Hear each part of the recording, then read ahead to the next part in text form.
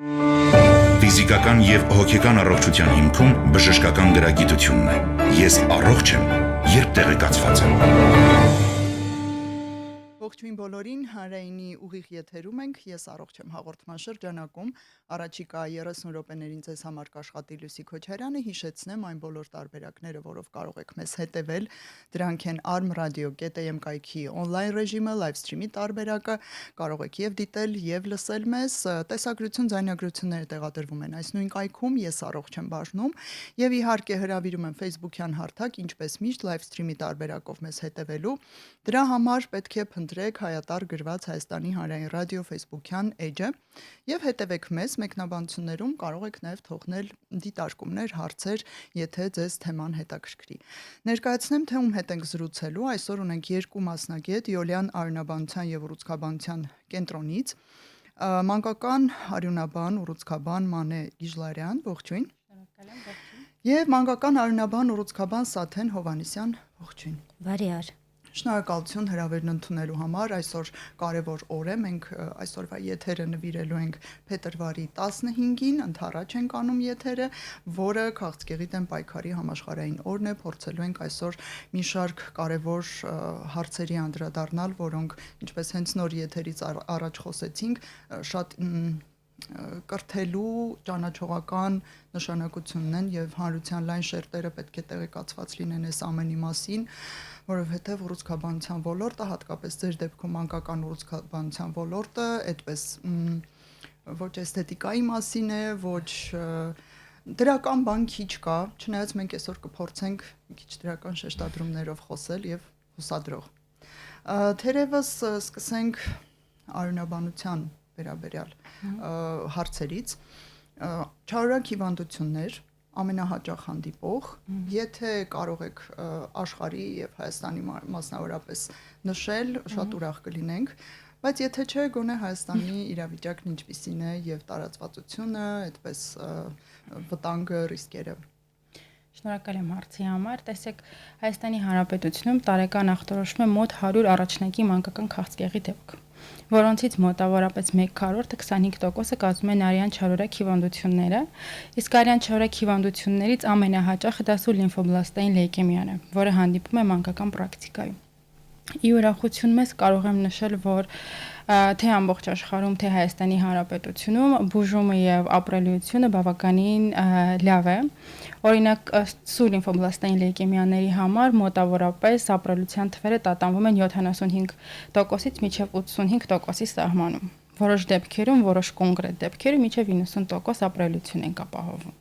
Ինչպես Հայաստանի Հանրապետությունում, այնպես էլ ամբողջ աշխարհում։ Իսկ սա ինչի հաշվին է, օրինակ վաղ ախտորոշման, գանգատների եւ ազդանշանների վաղ դրսեւորման եւ ըստ այդմ վաղ ախտորոշման կարող եք նկարագրել։ Տեսեք, իրականում ի տարբերություն սոլիդ ուռուցքների, սուր լեյկեմիաների պարագայում վաղ թե ուշ ախտորոշում որպես այդպիսին իրական դեր չի ունենում։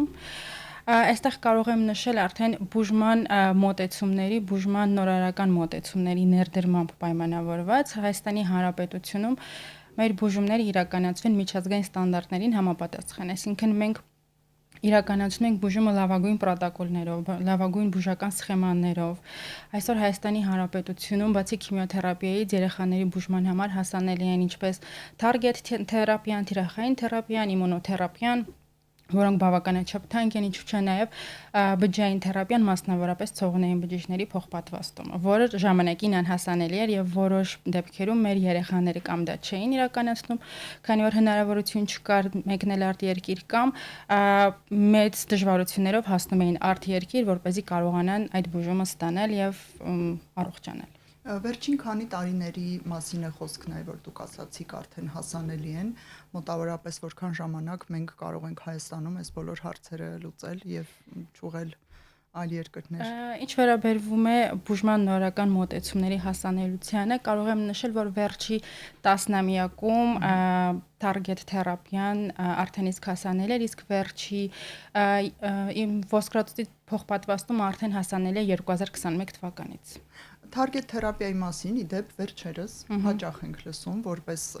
նորաձև, եթե այդպես կարելի ասել, բնականաբար այստեղ դասական իմաստով նորաձևության մասին չէ խոսքը, բայց շատ առաջադեմ վերջին այսպես որպես մեթոդ։ Կարող եք նկարագրել, ինչ է նշանակում target թերապիա եւ ինչով է այն տարբերվում ավելի հին, ավելի ավանդական մեթոդներից։ Քիմիոթերապիայի պարագայում, երբ օգտագործում ենք այդ դեղորայք, ազդեցություն է ունենում ինչպես չարորակ բջջի վրա, այնպես էլ առողջ հյուսվածքների դեմ։ Իսկ ինչ վերաբերում է target թերապիային, այն կոնկրետ ազդեցություն է ունենում այդ ուռուցքային բջջի վրա եւ աշխատում է միայն ուռուցքային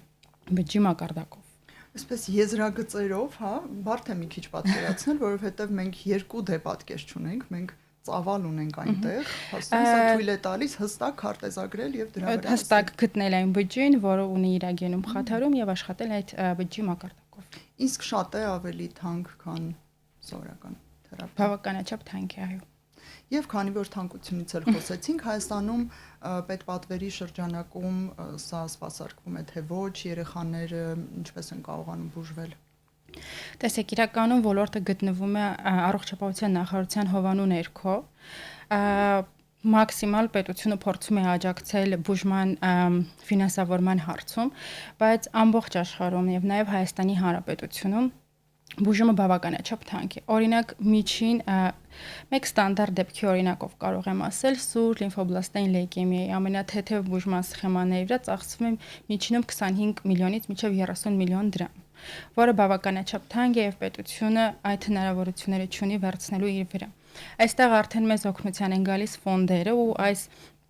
նկարագրում է պետություն ֆոնդ լավագույն համագործակցության մասին։ Տվյալ պարագայում City of Smile-ը շատ մեծ դեր ունի մանկական քաղցկեղի բուժման դերում։ Փորձում են մաքսիմալ, այո, փորձում են մաքսիմալ ձևով ֆինանսավորել եւ օգնել ընտանիքներին այդ ֆինանսական բեռը թոթափելու իրենց ուսերից։ Եվ եթե վերադառնանք արյան չարորակ հիվանդություններին առհասարակ, կարող ենք հիմա նշել գանգատները, դրսևորումները, ինչին պետք է ուշադիր լինեն ծնողները եւ հասկանան, որ արդեն պետք է բժշկի դիմել։ Արյան չարորակ հիվանդությունների դեպքում չկան կոնկրետ նշաններ, որոնք որ հստակ կփաստեն արյան հիվանդությունների մասին։ Կան նշաններ, օրինակ գունատությունը, հոգնածությունը, թուլությունը, ոտքերի ցավը, կապտուկները, որոնք ամենահաճախն են հանդիպում լեյկեմիաների պարագայում, բայց ուզում եմ նշել, որ այդ գանգատները կարող են լինել նաև ցանկացած ինֆեկցիաների կամ բակտերիալ վարակների դեպքում։ Եվ հիմա դուք ինչ նկարագրում եք, այսպես վիրուսների ժամանակ է լինում տարբեր այլ հիվանդությունների նշան։ Եվ այդ ոչ բոլոր գանգատների դեպքում է, որ պետք է մտածել արդեն արյան չարորակ հիվանդությունների մասին։ Լավ, այդ դեպքում դիմել, ով կկարողանա տարբերակիչ ախտորոշում չեմ ասում, բայց գոնե կասկածել, որ այստեղ գործ ունենք հենց առաջին քայլը դա պետք է լինի դիմելը տեղամասային մանկաբույժին կամ ընտանեկան բժշկին։ Լավ։ Մանկաբույժը ընտանեկան բժիշկը կատարում են երեխայի զննում, անհրաժեշտության դեպքում կատարում են ամենապարզ հետազոտությունը, արյան ընդհանուր քննությունը։ Եթե որևէ կասկածելի բան են նկատում, արդեն ուղղորդում են մեր կենտրոն մանկական արյունաբանի խորհրդատվության։ Գոհ եք ուղղորդումներից։ Ես ուզում եմ հիմա պատկերացնել մեր պոլիկլինիկաներում այդքան վերապատրաստում եւ գրագիտություն կա արդյոք, որ իրեն կարողանան կասկածել, տարբերակել եւ թիրախավորված ուղղորդել։ Իրականում առաջնային օղակում իհարկե կան խնդիրներ, որոնք պետք է լուծվեն։ Հանգիստ կարող եք բողոքել։ Միևնույն հանումներ չենք տալիս։ Կարող եմ նշել, որ հիմնականում ընտանեկան բժիշկները կամ տեղամասային մանկաբույժները գերզգուշավորություն են դրսևորում ու երբեմն նաև անհարկի կարող են ուղղորդել մանկական արյունաբանի խորհրդատվության, բայց դա շատ ավելի լավ է, քան շատ ավելի լավ է ուղղորդել կոնկրետ մասնագետի ու ավելի վստահ լինել դրված ախտորոշմանը, քան թերանալ եւ մատելի արանքով նայել։ Իսկ եթե արդեն ձեզ մոտ են հասել բուժառուները, ինչ հետազոտություններով եք դուք հաստատում կամ ժխտում արյան չարորակ հիվանդությունը։ Ինչպես նշեցի, ամենապարզ հետազոտությունը դա արյան ընդհանուր քննությունն է։ Արյան ընդհանուր քննությունով կարող են լինել հեմոգլոբինի իջեցում, տրոմբոցիտների իջեցում, լեյկոցիտների ինչպես բարձրացում, այնպես էլ ցածր թվեր կարող են ունենալ։ Նույնիսկ կարող են արյան ընդհանուր քննության որևէ փոփոխություն չունենալ։ Հաջորդ քայլը դա ոսկրածուծի պունկցիան է, այսինքն անաստեղծ համակարգում գնահատում ենք արդյոք կան այդ ուռուցքային բլաստ բջիջները թե ոչ։ Եթե արդեն տեսնում ենք այդ ուռուցքային բջիջները, կան այնտեղ ավելի խորացված հետազոտություններ, իմունոֆենոտիպավորում, մոլեկուլային բջջագենետիկ հետազոտություն, կարիոտիպավորում, որոնք մեզ թույլ են տալիս արդեն հստակ ախտորոշում դնել իրեն ենթատիպերով ու ավելի ճիշտ եւ ավելի կոնկրետ բուժում սկսել երեխային։ Մի հարց, եթե արյան ընդհանուր անալիզը միգուցե ոչինչ չի վերհանում, չի բացահայտում, ինչպես եք դուք մտածում, որ պետք է արդեն ոսկրածոցի պունկցիա անել կամ մնացած այլ հետազոտությունները։ Իհարկե շատ քիչ դեպքերում է նմանատիպ հիմնականում փոփոխություններ երևում են, բայց նաև շատ կարևոր է թե ինչ անամնեզ ու ինչ գանգատներ է նշում մայրը, ինչ սովորաբար ծնողները արդեն խիստ անհանգստացած են լինում ու այդ գանգատները նույնպես կարևորվում են մեր կողմից։ Զրուցենք նաև ձեզ հետ սոլիդ ուռուցքների վերաբերյալ, նախ հասկանանք ինչ է նշանակում այս բառակապակցությունը սոլիդ ուռուցք, միգուցե առաջին անգամ լսող մարդկանց համար։ Շնորհակալ եմ։ Սոլիդ ուռուցքները մանկական քաղցկեղի դեպքերի գրեթե մեծամասնություն են կազմում։ Ինչպես բժշկուհին արդեն նշեց, լեյկեմիաները, լիմֆոմաները դրանք արյունաստեղծ համակարգի չարոք հիվանդություններն են։ Մինչդեռ սոլիդ ուռուցքների պարագայում ուռուցքային գոյացությունները տեղակայվում են տարբեր օրգաններում։ Դա կարող է լինել երիկամ, լյարդ կամ ոսկրային սաղկոմաներ, փափուկ հյուսվածքներում տեղակայված ուռուցքներ, բավականին բազմազան, բազմաժանր հիվանդություններ կան սոլիդ ուռուցքների կազմում եւ իհարկե տարածվածության առաջին տեղում են գտնվում գլխուղեղի ուռուցքները, որոնք կազմում են մանկական քաղցկեղի դեպքերի մոտ 20%-ը եւ ունեն բավականին էլի խայտաբղետ պատկեր։ Սոլիդ ուռուցքների ծագման վերաբերյալ հաճախ հնչող հարցեր են իհարկե լինում, ինչպես առաջացավ, որտեղից ծագեց եւ ինչն ենք սխալ արել, սա իհարկե ամենաառաջին հարցն է լինում, որով մոտենում են մանկական ուռուցքաբանին ահաբեկված ծնողները եւ մենք պիտի տեղեկացնենք, որ դուք որևէ բան բաց չեք թողել ամբողջ աշխարհում մանկական քաղցկեղների պատճառների 80%-ը բացահայտված չէ, 80-85 նույնիսկ, հա, եւ շատ փոքր տոկոսը, մոտ 5-ից 10%-ը քաղցկեղի նախատրամադրվածության համախտանիշներն են, որոնք կարող են նպաստել, որպեսզի քաղցկեղ զարգանա։ Կոնկրետ սոլիդ ուռուցքների պարագայում վաղ ախտորոշում ունի շատ կարևոր նշանակություն։ Եթե համատենք մեծահասակների ուռուցքների հետ, մանկական պրակտիկայում գոյություն չունի, հա, միջավայրի որևիցե գործոն, որը կարող է նպաստել, օրինակ երբ մեծահասակների դեպքում ասում ենք ծխելը նպաստում է թոքի քաղցկեղի առաջացմանը, մանկական պրակտիկայում չկա նման բան։ Այստեղ շատ ավելի բազմաֆունկցիոնալ ախտորոշում պետք է իրականացնել եւ շատ հաճախ այն դեպքերում, երբ որ ավելի ուշ է ախտորոշվում հիվանդությունը եւ հասնում է տարածվել տարբեր այլ օրգաններում, իհարկե ավելի վատ է անդրադառնում բուժման արդյունավետության վրա եւ այստեղ վաղ ախտորոշումը շատ կարեւոր նշանակություն ունի, բայց ի ուրախություն նշեմ, որ վերջին տարիներին մենք նկատում ենք իսկապես թափություն եւ զգոնություն մանկաբույժների կողմից, որովհետեւ սկսել են շատ առնչվել մանկական քաղցկեղի դեպքերի հետ եւ մենք եւս շատ լուսավորչական աշխատանք ենք տարել այդ ուղղությամբ, տարբեր ձեռնարկներ, վերապատրաստումներ։ Իհարկե երբեմն մի քիչ չափազանցված էլ սա կարող է դիտվել, բայց բնական է սոլիդ ուռուցքների պարագայում ավելի լավ է ավելի վաղ ախտորոշել, քան ուշ։ Թեև ուշացած դեպքեր իհարկե լինում են ոչ միայն Հայաստանում, այլ նաեւ ամբողջ աշխարհում, եւ այստեղ եթե խոսենք ապրելիության լավ ցուցանիշների մասին, անպայման պիտի նշենք, որ վաղ ախտորոշումը շատ կարևոր նշանակություն ունի։ Իսկ ինչն է պատճառը, որ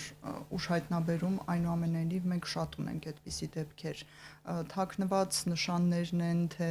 ծնողների այլ խնդիրներ փնտրելու վրա ժամանակ ծախսելն է, միգուցե ֆինանսներն է, չգիտեմ, ձեր դիտարկմամբ ինչն է պատճառը։ Տեսեք, իրականում նույնիսկ զարգացած երկրներում կան դեպքեր, երբ որ հայտնաբերվում են նույնիսկ այդքան իդեալական առողջապահական համակարգերով, որ մենք պատկերացնում ենք, նույնիսկ այդ երկրներում են լինում ուշացած դեպքերի ախտորոշում եւ սա շատ բնական է, որովհետեւ մանկական քաղցկեղը համարվում է հազվադեպ հանդիպող հիվանդություն ամբողջ աշխարհում, թեև ինքը մանկական մահացության ամենակարևոր պատճառներից մեկն է հանդիսանում, բայց համարվում է հազվադեպ հանդիպող, այսինքն ունենք մենք տարեկան Հայաստանում տեսնում ենք 100-120 առաջնակի քաղցկեղի դեպքեր։ Եվ եթե մենք միջին ստատիստիկ նայենք մանկաբույժներին կամ այլ բժիշկներին, կարող են իրենց ամբողջ գործունեության ընթացքում 1 կամ 2 քաղցկեղի դեպք տեսնել։ Եվ իհարկե գտնելը, թե ինչի մասն է խոսքը, բավականին բարդ է նաև այն պատճառով, որ կլինիկական նշանները շատ յուրահատուկ չեն լինում որպես կանոն, հա, եւ շփոթեցնող է լինում։ Շատ հաճախ մանկական քաղցկեղը արդեն ախտորոշում է տարբեր հիվանդություններ բացառելուց հետո։ Օրինակ, ուշադրության արժանի նշաններից կարող է լինել քաշի անհասկանալի անկումը, բայց ամեն քաշի անկում չէ, որ պատճառ կարող է լինել, հենց պատճառը կարող է լինել քաղցկեղը կամ օրինակ տենդը, որ բոլոր պատճառները հնարավոր հերկվել են, ինֆեկցիոն, աուտոիմուն կամ տարբեր այլ բորբոքային հիվանդություններ, գիշերային քրտնարտադրություններ, սրանք ինչ որ նշում ենք այս կլինիկական նշանները, այնքան էլ սպეციფიկ չեն եւ իհարկե կարելի է այս կլինիկական նշանների հետևից չգնալով ուշացնել ախտորոշումը։ Իհարկե կլինիկական նշանները նաեւ սոլիդ ուռուցքների դեպքում պայմանավորված են, թե որտեղ է տեղակայված ուռուցքը։ Դուք նշեցիք, որ ամենատարածվածը գլխուղեղինն է, այստեղ մենք նշաններ ունենում ենք, թե Իհարկե ունենում ենք գլխուղեղի ուռուցքների պարագայում դրանք կարող են լինել փսխումներ, սրտխաղնոցներ, գլխացավեր, որոնց դեպքում իհարկե առաջի զննումը իրականացնում է նյարդաբանը, բնականաբար, երբ որ մի քիչ ավելի երկար ենք գնում այդ ախտանիշների հետևից, արդեն MRT հետազոտությամբ հստակ կարելի է տեսնել այն գոյացությունը, որը որ պատճառ է հանդիսանում։ Կոնկրետ օրինակ երիկամի ուռուցքների դեպքում արունամիզությունը կարող է լինել առաջին նշանը, բայց սա կարող է նաև բացակայել, այսինքն շատ հաճախ մենք կլինիկայում տեսնում ենք դեպքեր, որ ծնողը նշում է, որ մի քանի օրվա ընթացքում որովայնը սկսեց մեծանալ։ Եվ սա հնարավոր չի ավելի վաղ տեսնել բնականաբար, երբ որ սկսում են արդեն աճել, ճնշել այլ օրգաններին, այդ ժամանակ մենք տեսնում ենք կլինիկական դրսևորումներ։ Իսկապես ցավալի է, երբ ծնողը ահաբեկված մոտենում է եւ չկա որևէ մեղավորություն, որևէ պատճառ, որևէ բացատրություն, որ կարելի է տալ եւ այսպիսով մի փոքր գոնե հանգստացնել ծնողների տագնապը։ Եթե նշաններին շարունակենք անդրադառնալ, կարող եք երկրորդ եւ երրորդ հորիզոնականներն էլ նշել ըստ տարածվածության, զուտ ուղղակի որ մեզ լսող ծնողները ուշադիր լինեն եւ այս առումով էլ տեղեկացված։ Առաջինում գլխուղեղն է, հաջորդ երկուսը Հաջորդ ամենատարածված ուռուցքներից է, մենք այդպես ենք անվանում էքստրակրանիալ, այսինքն արտագլխուղեղային ուռուցքներից մեկը նեյրոբլաստոման է, որը հանդիսանում է մակերի կամ միջավայրակ գոյացություն։ Եվ նեյրոբլաստոմաները իրենք առհասարակ իրենցից ներկայացնում են բավականին հիվանդություններ, բավականին մեծ հետերոգեն խումբ, այսինքն կլինիկական դրսևորումները ելի կարող են շատ բազմազան լինել։ Եվ սա հետաքրքիր հիվանդությունների մի խումբ է, որի ժամանակ երբեմն հիվանդությունը ինքնին կարող է ռեգրեսիայի ենթարկվել, այսինքն ինքնին հետ զարգանալ։ Եվ հենց այդ նպատակով էլ մանկական ուռուցքաբանության մեջ առանձնապես սկրինինգներ չեն ներդրվում կոնկրետ նեյրոբլաստոմաների պարագայում։ Նեյրոբլաստոմաների ժամանակ իհարկե պայմանավորված է, կրկնեմ նորից տեղակայմամբ, հա, հետո հիմնականում տեղակայված է լինում հետվորովայնամզային շրջանում։ Օրինակ մենք կլինիկական նշաններ կարող ենք տեսնել հատկապես այն դեպքում, երբ արդեն ուռուցքը սկսում է ճնշել ողնուղեղը։ Համապատասխանաբար իհարկե քայլքի փոփոխություն, կաղություն, բայց ամենահաճախ հանդիպող նշանը, որը մենք տեսնում ենք որովայնային ուռուցքների դեպքում, ոչ միայն նեյրոբլաստոմաների, այլ նաև օրինակ հեղմինոկեն ուռուցքների, Վիլմսի ուռուցքի ժամանակ դա որովայնի չափերի մեծացումն է, այսինքն ծնողը շոշափում է, շոշափվող պինդ կոնսիստենցիայի գոյացություն եւ այստեղ ամենահասարակ սոնոգրաֆիկ քննությունը արդեն իսկ խոսում են դրա մասին, որ գոյություն ունի ուռուցք եւ իհարկե դիմում են մեզ հետագա մնացած հետազոտությունները իրականացնելու նպատակով եւ ստադիավորումը դնելու, բուժման պլանը մշակելու։ Երևի թե լիմֆոմաները առանձնացնեմ նաև ըստ տարածվածության, որոնք մանկական ուռուցքաբանության ամենալավ բուժվող հիվանդություններից մեկն են համարվում։ Օրինակ Հոջկինի լիմֆոմայի պարագայում մենք ունենք մոտ 90% ապրելիություն եւ Հայաստանը եւս ունի նմանատիպ բարձր ապրելիության ցուցանիշներ, կամ ոչ Հոջկինյան լիմֆոմաները, որոնք եւս բավականին լավ ապրելիության ցուցանիշներ ունեն, նշեմ, որ որոշակի լիմֆոմաների պարագայում, օրինակ ոչ Հոջկինյան բեղկիտի լիմֆոմայի պարագայում, ծնողը անգամ կարող է նշել, որ որովայնի գոյացությունը 24 ժամում կրկնակի մեծացավ։ Սրանք են ագրեսիվ տեսակի լիմֆոմաներն են, որոնք շատ արագ են դրսևորվում, այսինքն այս պարագայում արագաճյուղ ուռուցքների դեպքում ուշացած ախտորոշում ավելի հազվադեպ է լինում։ Իսկ գործիքային հետազոտություններից բացի սոնոգրաֆիայից իհարկե, ուրիշ ինչ է սովորաբար նշանակվում այստեղ MRT-ն, ՀՏ-ն, դեր ունեն թե ոնց։ Հա, իհարկե սոլիդ ուռուցքների ախտորոշման գործումը երբ թե ամենաշատ գործիքային հետազոտություններն են կիրառվում, ճառագայթային գործիքային հետազոտությունները։ Իհարկե մեզ համար անփոխարինելի դեր ունի կատեկ քննությունը, որովհետև այն մեզ հնարավորություն է տալիս պոլիօրգան կատեկ քննությունը վերից վար նայելու ինչ է կատարվում օրգանիզմում, որովհետև մենք ոչ միայն պիտի պարզենք որտեղ է տեղակայված ուռուցքը, այլ նաև պիտի փորձենք պարզել որքան է տարածված։ թոքերի համար, թոքերում գնահատելու համար մետաստազներ կան թե չէ, կատեն համարվում է անփոխարինելի հետազոտություն։ Ստանդարտ է այստեղ։ MRT-ն իհարկե եւս հաճախ իրականացում է հատկապես գլխուղեղի ուռուցքների պարագայում կամ օրինակ երբ ստադիավորման խնդիր այլևս չունենք, փուլավորումը նշված է, հիմնական օջախը կարելի է MRT-ով հսկել եւ նաեւ տեսնել ինչ փոփոխությունների է ենթարկվում եւ շատ կարեւոր նշանակություն ունի պետկատե հետազոտությունը եւ շատ ուրախ նշում եմ, որ արդեն հասանելի է Հայաստանում պետկատե քննությունը, եթե չեմ սխալվում, 4 տարի կլինի, որ հասանելի է։ Մինչ այդ այս հետազոտության համար մենք ստիպված ենք լինում երեխաներին ուղարկել արտերկիր, իսկ պետկատե քննությունը ինքնին շատ զգայուն հետազոտություն է հենց ուղուցքների ախտորոշման համար։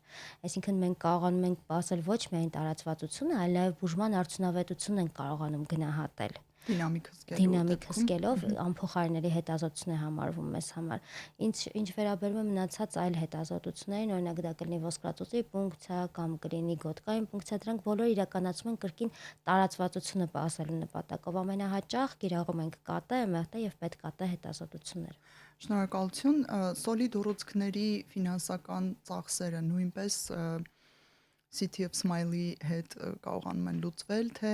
այս դեպքում պետությունն ավելի շատ է իր վրա վերցնում ծախսերի բեռը, ինչ ունենք, ինչ պատկեր ունենք։ Սոլիդ ուռուցքները եւս բավականին թանկարժեք եւ երկարատև բուժում պահանջող հիվանդություններ են, այսինքն այստեղ ոչ միայն խոսքը գնում է նրա մասին, որ բուժումը թանկարժեք է, այլ նաեւ երկարատև է։ Կես տարուց մի տարի, նույնիսկ ավել, շատ ծանր ուղուցքների դեպքում, որ նաև իրականացում է պահպանողական բուժում, շատ երկար է տևում։ Պետությունը միայնակ այս ծախսերը եւ հոգսերը հոգալ չի կարող, որովհետեւ շատ մեծ գումարների մասն է գնում խոսքը։ Եթե օրինակ լեյկեմիաների պարագայում ստանդարտ մեթոդը քիմիոթերապիա, իմունոթերապիա, ցողունային բջիջների փոխպատվաստումն է, սոլիդ ուռուցքների դեպքում մենք ստիպված ենք լինում պայքարելու բոլոր հնարավոր ճանապարհներով, այսինքն միանում է քիմիոթերապիային վիրահատական բուժումը, ճառագայթային թերապիան, իհարկե սրանք ենթադրում են բավականին մեծ ծախսեր եւ ժամանակակից ուռուցքաբանությունը շարժվում է առաջ եւ պիտի ուրախությամբ նշեմ, որ եթե իսկապես համատենք մեծահասակների քաղցկեղի հետ ամբողջ աշխարհում մանկական քաղցկեղի ապրելիությունը գլոբալ ապրելիությունը 80% է։ Այսինքն 10 երեխայից 8-ը առողջանում է, ինչը շատ ոգևորիչ հանգամանք է մեզ համար։ Սա իհարկե հնարավոր է դառնում միայն այն դեպքում, երբ մենք կիրառում ենք բուժման ամենաժամանակակից մեթոդները եւ կոմպլեքս մոտեցումները հարակից ոլորտի բժիշկների հետ համատեղ եւ ելի նշեմ ֆոնդերի դերը անպայման ներկայումս City of Smile-ը հսկայական դրամահավաքներ է իրականացնում նեյրոբլաստոմա ախտորոշմամբ երեխաների բուժմանը դինուտուքսումաբ դեղորայք ավելացնելու համար, որը հսկայական գումարներ են, այսինքն որևէ միջին վիճակագրական հայ ընտանիք, պետություն, որևէ մեկը չի կարող հոգալ այս ծախսը։ Պիտի նաև նշեմ HFC հիմնադրամը, օրինակ Հայաստանում մենք հաճախ ունենում ենք խնդիր պրոտոնային թերապիայի, որը հասանելի չի, եւ դիմում ենք հիմնադրամներին բավականին արագ եւ օպերատիվ կերպով կազմակերպում են եւ երեխաները կարողանում են բուժման այն մեթոդները, որոնք մեզ այս պահին մեզ մոտ հասանելի չեն, ստանան արտերկրում։ Եվ բնական է, որ պետական հոգացությունը միայն բավարար չէ եւ ոչ միայն Հայաստանում, այլ նաեւ ամբողջ աշխարհում։ Եթե մենք մեզ համատում ենք այլ զարգացող երկրների հետ,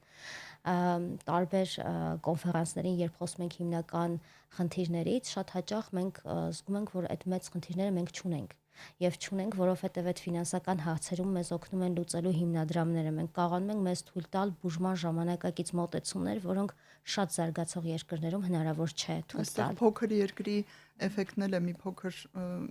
հոգուտ մեզ աշխատում եւ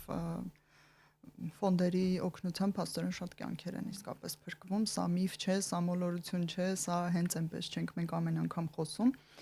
Շնորհակալություն այս կարևոր տեղեկության համար։ Վերջին րոպեներին հասցնենք նաև արյան փոխպատվաստման մասին խոսել, որովհետև այստեղ էլ շատ էլի թյուրըմբռնումներ կան, մարդիկ լսում են այս արտահայտությունը, բայց ավելի շատ վախենում են, քան տեղյակ են իրականում ինչ է այն եւ երբ է կատարվում, ով կուզի ներկայացնել երևի դուք։ Տեսեք, ցողունային բջիջների փոխպատվաստումը դա իրականացում է ոչ միայն արյան չարորակ հիվանդությունների դեպքում, այլ դա ցուցված է որոշ արյան բարորակ հիվանդությունների դեպքում, ինչու՞ չէ նաև սոլիդ ուռուցքների որոշ հիվանդությունների դեպքում, իմունոդեֆիցիտների դեպքում, ինչ վերաբերվում է արյան չարորակ հիվանդությունների, մասնավորապես լեյկեմիաների բուժման դեպքում, դա իրականացվում է այն դեպքում, երբ որ հիվանդությունը ի սկզբանե քիմիոթերապիայի նկատմամբ ռեֆրակտոր է, այսինքն մենք ստանդարտ բուժման եղանակներով որևէ արդյունք չենք ստանում կամ չենք ստանում այն արդյունավետ հանրապետությունը, որը կուզենայինք։ Իհարկե ցողունային բջիջների փոխպատվաստումը դա տարիներ առաջ երազանք էր Հայաստանում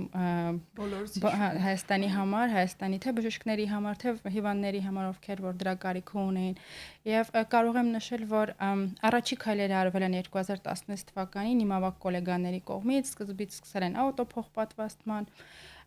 իրականացրել են առաջի փոխպատվաստում 2018 թվականին նեյրոբլաստոմայով երեխայի, այնուհետև սկսվել է արդեն մեծահասակ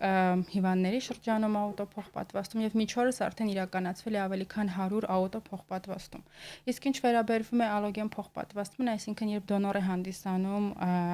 քույրը, եղբայրը կամ հարազատներից որևէ մեկը, դա հասանելի է Հայաստանի Հանրապետություն 2021 թվականից։ Ու կարող եմ Աստորեն հնարավորություն է սա։ Ինչու է բարդ համարվում սա ամենաբարդ միջամտություններից մեկը։ Բարդ միջամտություն է համարվում, որովհետև մենք հիվանդին ներարկում ենք որքան էլ որ համարում ենք 100% համատեղելի կամ առհասարակ կիսոչափ համատեղելի դոնորի բջիջներ, այդ բջիջները տեղավորվելով օրգանիզմում ժամանակ է պետք, որպեսզի կարողանան համակերպվել եւ սկսեն բնականon գործել ու այդ ընթացքում բազմաթիվ բարդություններ կարող են առաջանալ։ Անկանխատեսելի թե անկանխատեսելի որպես այդպեսին չենք կարող ասել, որովհետեւ մենք սպասում ենք, որ կլինեն որոշ բարդություններ եւ իհարկե այդտեղ այդ բարդությունների ծանրության աստիճանը կարող է տարբերվել։ Բացի այդ բարդություններից հաշվի առնելով, որ նոր իմուն համակարգ է ձևավորվում եւ նոր իմուն համակարգ պետք է վերականգնվի, այդ ընթացքում կարող ենք ունենալ բազմաթիվ ինֆեկցիոն բարդություններ, հատկապես սնկային բարդություններ, կարող ենք ունենալ տարբեր բակտերիալ վարակներ, որոնք կարող են կյանքի հետ անհամատեղելի լինել։ Եվ այդ բուժումը երկարատև ճանապարհ է պահանջում, որպեսզի անցնենք որոշ դեպքերում մինչև 360 օր ու այդ ընթացքում արդեն այդ դեղորայքները, որոնք որ կիրառում են բավականաչափ թանկ են եւ բավականաչափ ինչու՞ չէ նաեւ անհասանելի որոշ դեպքերում։ Բայց բարեբախտաբար մենք ունենք հաջողված բազմաթիվ դեպքեր ու պատվով ենք հաղթահարել որոշ դեպքերում։ Եթե շուրջ 1 տարին լրանում է եւ անցնում եք բոլոր ռիսկերի, բարդությունների այդ ռուբիկոնը, արդյոք սա նշանակում է, որ վերջ խնդիրը լուծված է, երեխան մինչեւ որքան որ պետք է ապրեր, այլևս խնդիր չի ունենալու։ Տեսեք, օրինակ իմունոդեֆիցիտների պարագայում, երբ որ փոխպատվաստում է իրականացում եւ բարեհաջող է անցնում, նրանց առողջացման հավանականությունը որոշ դեպքերում մինչև 90% է, այսինքն 90% հավանականություն կա, որ լիարժեք կյանքի կվերադառնան ու կապրեն այնպես, ինչպես մնացած բոլոր առողջ բալիկները։ Իսկ օրինակ լեյկեմիաների պարագայում թիվը մի քիչ ավելին է եւ մի քիչ ավելի ցածր է, մոտավորապես 70%-ի է հասնում, որովհետեւ ինչքան էլ որ հաղթահարում ենք տվյալ բուժմամբ հիվանդությունը, կան որոշ բարդություններ, որոնք որ կարող են կյանքի ընթացքում արդեն որոշ դժվարություններ առաջացնել բալիկների համար, երբեմն կարող է լինել հաշմանդամություն ամբողջ կյանքի ընթացքում։ Բայց դա միակ ճանապարհն է, որով կարող է հաղթահարվել այդ չարորակ հիվանդությունը։ Իսկ բարեհաջող անցնելու դեպքում կրկնվելու հավանականություն կա եւ որքան տարի են օրինակ հսկվում այս երեխաները մեծանալու ընթացքում, ինչ դինամիկ հսկողություն է այստեղ պարտադիր։ Իհարկե հետ փոխպատվաստումային շրջանում, վաղ շրջանում շատ ավելի հաճախ է իրականացվում այդ հետազոտությունը, հսկողություն, երբեմն շաբաթը 1 է իրականացվում, 2 շաբաթը 1 գալիս են տարբեր հետազոտությունների, բարբերաբար բժիշկների կողմից գնահատվում են այդ երեխաները, բայց երբ որ ամբողջ բուժումը ավարտվում է, իմունոսուպրեսիոն թերապիան ավարտվում է, արդեն ավելի ուշ կարող են գալ 3 ամիսը 1, 6 ամիսը 1 ու ուրախություն մեզ կարող եմ նշել, որ մենք ունենք քաղցկեղը վերապրասների կլինիկա, որտեղ արդեն ոչ միայն փոխպատվաստում անցած բալիկներ, այլ նաև սուլինֆոբլաստային լեյկեմիայով բուժում ստացած, նաև սոլիդ ուռուցքների բուժում ստացած երեխաները գնում եւ հսկվում են այդ կենտրոններում։ Եվ վերջին րոպեն օգտագործենք արտերկրից եկող բուժառուների մասին խոսելու համար, արդյոք կան այսպիսի դեպքեր, երբ իմանում են Հայաստանի նորամուծությունների, նորարարական մեթոդների մասին եւ օրինակ արժեք ու որակ օպտիմալ համադրության համար գալիս են հենց այստեղ են բուժումն իրականացնում։ Այո, նմանատիպ դեպքեր ունեցել ենք եւ այս պահին էլ ունենք։ Օրինակ կարող եմ վերել մեր առաջի համագործակցությունները 2021 թվականին, երբ առողջապահության նախարարության, Յուլիան Արոնաբանության եւ ուռուցքաբանության կենտրոնի, իտալական Cure to Children Fund-ի, գերմանական DKMS-ի եւ City of Smile-ի համագործակցության արդյունքում Աֆրիկայից 6 մանգաղաձև բջջային անեմիայով երեխա տեղափոխվեց Հայաստանի Հանրապետություն, բացարձակապես անվճար իրականացվեց նրանց ցողունային բջիջների փոխպատվաստումը եւ նրանցից շատերը վերադարձան իրենց երկիր, շարունակում են իրենց կենսագործունեությունը, երբեմն մեզ ուրախացնող նկարներ են ուղարկում, մեր հետ շարունակում են այդ կապը։ Եվ ունենք նմանատիպ դեպքեր։ Այո, այս պահին ունենք մեկ բալիկ Գայանայից, ով բուժում է ստանում մեր կենտրոնում, բուժվել է սուլինֆոբլաստային լեյկեմիայի ռեցիդիվի կապակցությամբ, բարեհաջող ռեմիսիա ստանալուց հետո ներկայումս իրականացվել է ցողունային բջիջների փոխպատվաստում, սպասում ենք արդյունքներին։ Ես հուսով եմ մենք այս ոլորտում туриզմ կունենանք, հիմա շատ են պլաստիկ վիրահատության ոլորտում, ստոմատոլոգիայում եւ կարծես թե շատանում են ճյուղերը, ինչի համար ես շատ ուրախ եմ։ Շնորհակալություն այս եթերի համար, շատ ինֆորմատիվ է, շատ ճանաչողական էր։ Մենք զրուցեցինք Յուլիան արյունաբանության եւ ուռուցքաբանության կենտրոնի մասնագետներ, մանկական արյունաբան ուռուցքաբան Մանե Գիժլարյանի եւ մանկական արյունաբան ուռուցքաբան Սաթեն Հովանեսյանի հետ ձեզ համար աշխատեց Լուսի Քոչարյանը։ Հուսամ էլի որևէ կարևոր թեմայի շուրջ կհանդիպենք այս տաղավարում։ Ցտեսություն բոլորին։ Ֆիզիկական եւ հոգեկան առողջության հիմքում բժշկական գրագիտությունն է։ Ես առողջ եմ, երբ տեղեկացված եմ։